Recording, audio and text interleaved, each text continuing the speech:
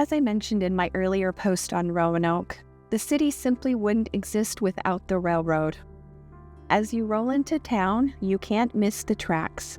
They slice straight through the heart of downtown, a constant reminder of Roanoke's iron and steam backbone.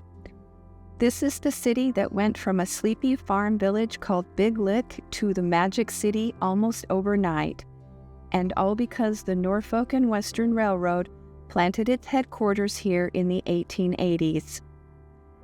Here's the funny thing though. For all of that history, Roanoke really hasn't leaned into its railroad past the way some cities do. There are no big neon railroad city signs, no passenger depots turned tourist meccas, no train-shaped cafes downtown, which is a shame because the city's story is practically welded into the steel tracks. There is, however, a real gem, the Virginia Museum of Transportation. Housed in an old Norfolk and Western freight station, it's where you can get up close to the gorgeous locomotives that once powered America, wander through the railyard, marvel at the craftsmanship, and feel the sheer scale of machines that pulled the country's weight. Beyond the rails, the museum also celebrates cars, planes, and even space tech, but let's be honest, it's the locomotives that steal the show. The story of Norfolk and Western began in 1838 with the City Point Railroad, which was built to transport agricultural goods and supplies to and from the James River. Through a series of mergers and reorganizations, it became the Norfolk and Western Railway in 1881. The company focused heavily on coal transport, becoming the primary link between the coalfields of Kentucky, West Virginia, and Virginia, and the ports and industrial centers along the coast.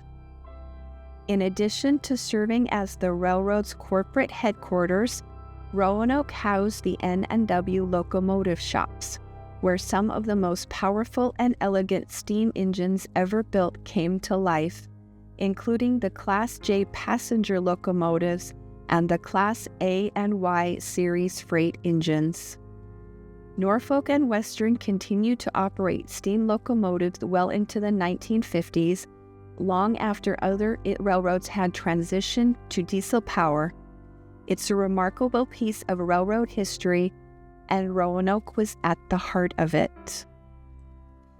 The Virginia Museum of Transportation opened in 1963 as the Roanoke Transportation Museum and was located in a former freight depot in Wasena Park. In 1983, the Virginia General Assembly designated it as the official transportation museum of the Commonwealth. Just 2 years later, disaster struck. In 1985, a severe flood caused by the remnants of Hurricane Juan inundated Wasena Park, damaging much of the collection and forcing the museum to close. Rather than rebuild, the museum moved to its current home, the historic Norfolk and Western Freight Station in downtown Roanoke, and reopened in April 1986. Today, the museum's collection is truly impressive. Its two crown jewels are number 611, a streamlined J-Class passenger locomotive, and number 1218, a powerful A-Class freight engine, the only one of its kind still in existence.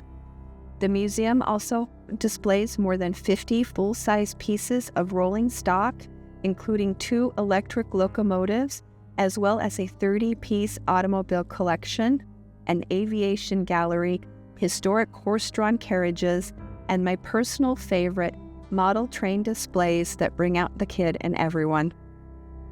The Virginia Museum of Transportation tells the broader story of how the railroad shaped Roanoke, its growth, architecture, economy, and identity as the Magic City. It offers a fascinating glimpse into how railroads influence not just Roanoke, but the nation as a whole. The museum is open Tuesday through Saturday, 10 a.m. to 5 p.m., and admission is $14.77. If you're taking the back roads through Virginia, make a stop in Roanoke. Go see the 611 gleaming like a polished bullet or the 1218 with its iron muscles on full display. Imagine what this city once sounded like when those giants roared to life. And maybe, just maybe, you'll agree that Roanoke's rail story deserves more than a whistle stop. It deserves center stage.